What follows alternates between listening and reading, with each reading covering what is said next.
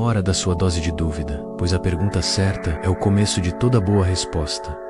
Vamos pensar juntos?